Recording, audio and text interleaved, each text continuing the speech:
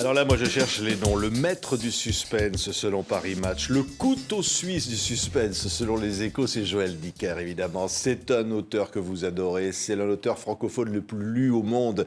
C'est un nouveau livre incroyable, Joël. C'est un animal sauvage chez Rosie et Wolf. Un animal sauvage, oui, on se dit, on va rentrer dans un univers très, très spécial avec ce livre. Oui, merci. C'est un univers spécial parce qu'on est lecteur-voyeur de ce qui se passe dans un presque huis clos. Alors, il n'y a pas un seul lieu, mais il y en a véritablement trois. Il y a la Maison de Verre, qui est une très belle maison, entourée par la forêt, dans laquelle Sophie, tous les matins, se lève, va boire son café, elle observe ce qui se passe dehors. Il y a pas très loin la Verrue, qui est une maison assez vilaine, dans laquelle habite Greg, et Greg est fasciné par Sophie. Et tous les matins, il se lève, il va faire son jogging, c'est ce qu'il prétend, et il va se cacher dans la forêt et il l'observe.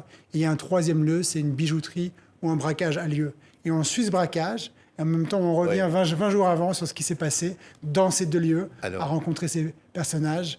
Et nous sommes, nous, lecteurs, un peu voyeurs aussi. Complètement. Ah non, mais c'est jouissif. C'est absolument incroyable. Alors, c'est vrai que c'est un décompte. Vous vous amusez, vous jouez avec le lecteur Joël Dicker. C'est-à-dire qu'il y a, vous dites à un moment donné, chaque chapitre très court, comme ça, très vif, qui nous embarque. On va quelques jours avant ce fameux hold-up, puis encore plus longtemps, puis pendant le hold-up, et puis on revient encore en arrière. C'est une mise en abîme.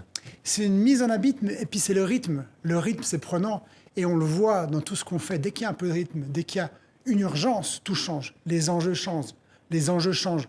Un match de football, quand on est dans les dernières secondes, quand il y a un penalty dans les dernières secondes, c'est complètement fou. Pas parce que le penalty, mais pour ces secondes-là. Donc on se rend compte à quel point tout est rythmé par notre temps et à quel point, dans un roman, quand on arrive à ajouter cette dimension-là, comme le roman a cette particularité qu'il est lu, c'est-à-dire que chaque lecteur décide de son tempo à lui. Si l'auteur arrive à insuffler un tempo dans lequel on se retrouve tous, ça ajoute quelque chose. Ouais, les tout premiers mots du livre, le 2 juillet 2022 à Genève, un braquage retentissant défraie la chronique. Ce livre raconte l'histoire de ce hold-up. C'est pas vrai, ça va bien plus loin que ça, mais vous nous embarquez vers quelque chose là qui va nous surprendre, hein, Joël. Parce que c'est la surprise, je crois qu'au fond, on peut croire que c'est l'histoire de ce braquage, dont on est immédiatement plongé dedans. Les deux braqueurs entrent, qu'est-ce qui va se passer? Ils ont 7 minutes. Donc on est là dans une chronologie très courte, on a l'impression que c'est l'enjeu, et on se rend compte, comme toujours dans la vie, j'ai envie de dire, que l'enjeu, ce sont les personnages. Que l'enjeu, c'est pas tant le braquage, un braquage c'est un braquage, mais c'est pourquoi ce braquage? Qui sont les braqueurs? Pourquoi est-ce qu'ils sont en train de braquer? Qu'est-ce qui se cache derrière ça? Et qu'est-ce qui se cache derrière ces personnages qu'on rencontre? Arpad, Sophie, ce couple glamour, Greg, Karine, ce couple moins glamour, fascinés par leurs voisins, et une fascination qui devient une obsession, hein, qui va dégénérer de A à Z. Oui, et au début, on ne comprend pas le lien entre tout ça. Et c'est ça qui est incroyable. C'est vrai que le lecteur, il va mettre dans ses personnages son propre imaginaire, au fond, pour se faire sa propre histoire, chacun la sienne. Mais c'est ça qui est fort dans un livre, pas que dans mes livres, hein, mais dans la littérature en général. Pourquoi c'est tellement fort? Parce que vous créez votre histoire à vous, avec vos personnages, avec vos décors, avec votre imaginaire. Ce qu'on n'a pas dans les plus grandes séries et dans les meilleurs films. Il y en a des... Il y a des séries, des films en ce moment extraordinaires, mais vous êtes toujours, quand vous êtes spectateur, vous êtes tributaire de quelqu'un d'autre. Alors que quand vous êtes lecteur, c'est pour ça que c'est aussi bon et que c'est aussi fort. Vous êtes dans le métro, vous êtes dans le bus, vous êtes chez vous, vous êtes dans une période de votre vie peut-être pas top, un peu déprimé, dans des moments difficiles qu'on vit tous. Hein. On regarde les actualités ne sont pas extraordinaires en ce moment. Et le livre vous arrache à ça. La lecture vous arrache à ça parce qu'elle vous fait participer activement. Et c'est pour ça que c'est aussi bon de lire, et c'est pour ça que tout le monde doit lire. C'est un objectif de santé publique de lire, c'est indispensable. Tous les bouquins, l'énigme de la chambre 622, le livre de Baltimore, et la vérité évidemment sur l'affaire Harry Kéber, Grand Prix de l'Académie française, et énorme succès, il y a 12 ans maintenant, hein, Joël. Mais je reviens une seule seconde sur ce personnage de Sophie, par exemple, parce que le titre intrigue, un animal sauvage, titre du livre. Il y a, et on le sait, dès les toutes premières pages, donc on peut le dire, un tatouage mystérieux et peut-être très, très sensuel tatouage sur la cuisse de cette Sophie. Elle a un tatouage. Elle est en train de boire son café le matin et Greg, qui l'observe, je le disais avant, qui l'observe, remarque ce tatouage sur sa cuisse. Évidemment, je n'en dirai pas plus, ce tatouage a une importance, une signification, mais le titre, il fait écho évidemment aux animaux sauvages qu'on rencontre dans ce livre, à l'animal sauvage qui est sur cette cuisse, mais aussi à l'animal sauvage qui est en chacun de nous, c'est-à-dire notre instinct primitif, dans le bon sens du terme, c'est-à-dire qui est-ce qu'on est vraiment et qu'est-ce qui est mu par notre instinct. Vous savez, on a cet outil extraordinaire avec lequel on est, qui est notre instinct, et qu'on utilise au fond très peu. Mais cet instinct, les tortues de mer l'ont, les saumons l'ont, tous les animaux l'ont. Et les animaux qui ont ces radars extraordinaires, qui sont capables de retourner, ils naissent sur une plage, ils vont dans la mer pendant 20 ans, et ils reviennent au bout de 20 ans à l'endroit même où ils sont nés. Mais on a ça, et on se dit, oh, les tortues, c'est formidable. C'est formidable. On a ça aussi. On a cet instinct, mais notre instinct, on le contrarie parce qu'on est tellement obsédé par la validation par les autres qu'on n'arrive plus à écouter cet instinct qui nous guide, qui nous dit, fais ça, ça c'est ce qui est bien pour toi, vas-y, va au bout de cette démarche, va au bout de ton rêve, ou suis cet instinct, on va dire aux autres, qu'est-ce que vous en pensez? Et là, ils vous disent, ah, mais t'es sûr? Oh, vraiment, c'est pas raisonnable. Et dès qu'on entre dans ce jeu-là, on perd notre rapport à l'instinct et on se perd nous. Et cet animal sauvage, au fond, au-delà de toutes les différentes couches et les différents objets dont on le découvre sous différentes formes dans ce livre, cet animal sauvage, c'est la capacité à chacun des personnages du livre à être en vérité et en accord avec ce qu'il veut être. Oui, oui, parce qu'il y a le voyeur, il y a ce qu'on voit, il y a l'apparence des choses, et puis les masques tombent à un moment donné, on s'aperçoit que la réalité n'est pas celle-là. Et ça, c'est incroyablement un plaisir de lecteur, parce qu'au fond, on découvre que les choses ne sont pas celles qu'on croyait. Absolument. Et vous le dites, et c'est vrai, il y a les apparences, mais de deux façons. Il y a les apparences telles qu'on veut les donner, c'est le plus courant, c'est-à-dire on veut se montrer différent de ce qu'on est, on veut montrer une réalité différente de ce qu'elle est. Ça, c'est moi ou c'est une personne qui volontairement donne une apparence qui n'est pas ce que je suis vraiment. Et puis, il y a aussi dans ce livre les apparences à l'envers, c'est-à-dire la projection qu'on fait. Moi, je vais regarder quelqu'un et je vais projeter sur lui des envies, des sentiments, et je vais le faire différent de ce qu'il est. Par exemple, dans ce livre, ça commence sur Arpad et Sophie, qui est un couple parfait en apparence, heureux, épanoui. On sent qu'il peut y avoir des fêlures quand même. On sent, mais surtout cette vision du couple parfait, c'est pas eux qui la donnent, ce sont ceux qui les regardent, ceux qui les observent. Ils sont observés, elle est observée par Greg, et puis Greg et sa femme Karine vont aller à une soirée chez eux. Greg est un ancien flic, un flic. Greg est flic en plus, oui. Absolument. Alors, difficile d'en dire trop, mais Greg en plus est flic, il est complètement tiraillé en son... Et puis c'est un très bon flic, ça qui me plaisait aussi.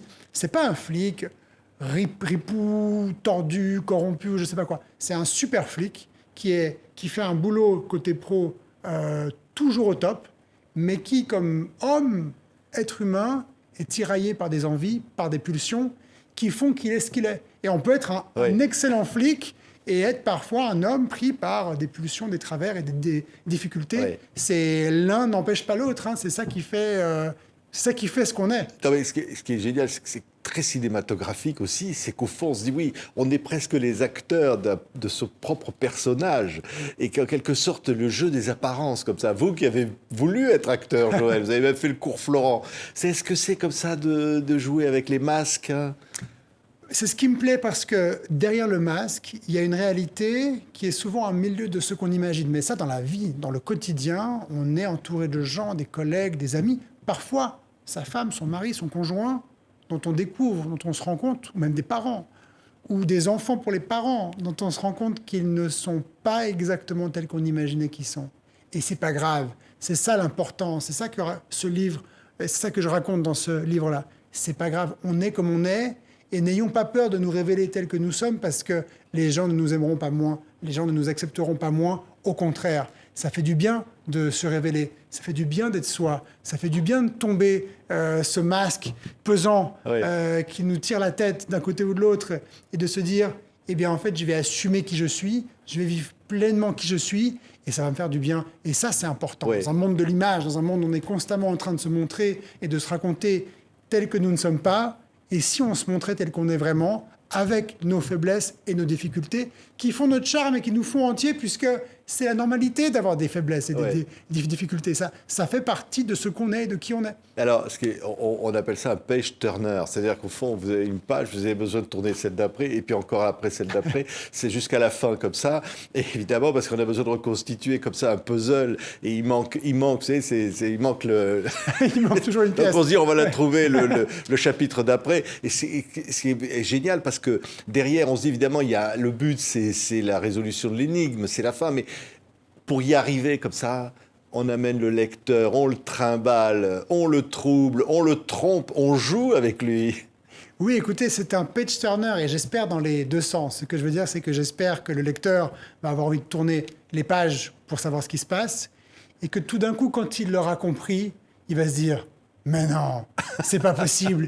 et qu'il va tourner les pages de l'autre sens. Ah c'est oui, le jeu aussi, revenir. de revenir pour Alors dire « Mais ça, non, c'est vraiment... » Et ça c'est le jeu et c'est le plaisir aussi parce que c'est ce petit duel entre l'auteur et le lecteur, un duel très amical. C'est le plaisir qu'on a parce que l'auteur, évidemment, espère garder les surprises jusqu'à la fin.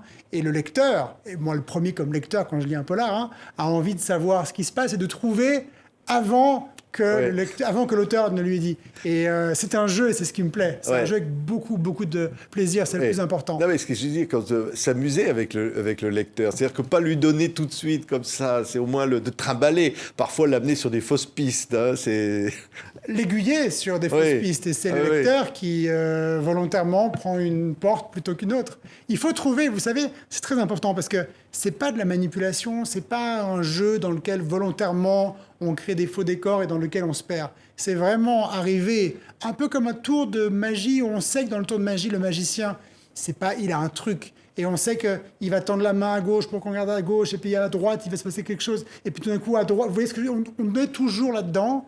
Et donc, c'est ce qui me plaît, c'est sans fil. Ça veut dire que le lecteur peut trouver. C'est pas que tout d'un coup, une surprise introuvable à la fin du livre apparaît. Tout est dans le livre depuis le début, et le lecteur peut trouver. Et c'est en ça que c'est un jeu qui est plaisant, parce que c'est un jeu très équitable, dans lequel chacun, lecteur et auteur, a une carte à jouer ensemble. Oui, c'est magnifique. On va revoir le dessin, enfin l'œuvre, voilà, qui illustre ce livre. Tout est là. Et on imagine comme ça, cette maison, comme ça, éclairée, perdue dans une forêt avec ce personnage féminin, ce couple. Et voilà. Et c'est déjà un point de départ dingue. C'est la suggestion de ce qui se passe. Là-bas, un homme caché derrière des arbres regarde une femme le matin. Et qu'est-ce qui se passe? Et on sent qu'il y a déjà quelque chose qui cloche, et on se sent nous-mêmes lecteurs, avant d'avoir ouvert même ce livre, mais juste en regardant cette image, on sent qu'on est voyeur aussi. On a presque l'impression de faire quelque chose de pas complètement droit. Et ça, c'est agréable aussi, dans un roman, évidemment. Oui, ce qui est fou, c'est qu'au fond, vous ne faites jamais le même livre, Joël. Mais j'espère bien. Toujours. Là, on va partir sur encore autre chose, mais vos lecteurs vous suivent. Vos lecteurs adorent ce ça me succès. Touche immensément. C'est un truc de malade, non? Se dire comment les gens attendent ce livre. Ça me touche tellement. Et d'ailleurs, évidemment que ce n'est pas le même livre. Et jamais je pourrais faire ça pour mes lecteurs, justement. Le fait que mes lecteurs me suivent avec tellement de bienveillance et tellement cette excitation, qui n'est pas une attente de pression et qui est une attente qui pourrait être très angoissante et très pesante. Au contraire, c'est une attente avec de la bienveillance, de l'excitation, de l'encouragement, des lecteurs qui me disent « On te suit depuis maintenant 10, 12 ans, vas-y, lâche-toi, on est là ». Et ça me permet de faire ça, de faire des livres qui sont différents, de faire des livres dans lesquels on ne retrouvera jamais les mêmes ingrédients, jamais le même texte, dans lequel évidemment que des lecteurs vont aimer plutôt un ou plutôt l'autre, parce que c'est différent. Et ça, c'est tellement important pour moi de pouvoir justement être à la hauteur de la confiance incroyable que tous ces lecteurs dans le monde entier me font, et leur dire, voilà, cette fois, je vais les emmener un peu ailleurs. Et c'est ça le plaisir aussi, c'est de découvrir d'autres horizons ensemble. Merci, Joël Dicker. Le 2 juillet 2022, il y a eu un braquage. Ça nous a amenés dans des quartiers chics de Genève. Qu'est-ce qui s'est passé avant? Qu'est-ce qui s'est passé après? Et tout ça va nous amener dans un livre absolument incroyable qui s'appelle Un animal sauvage chez Rosie et Wolf, le nouveau livre événement de Joël Dicker. Lisez-le, vous allez adorer encore une fois Joël. Merci beaucoup Joël Dicker. Merci Patrick, merci beaucoup.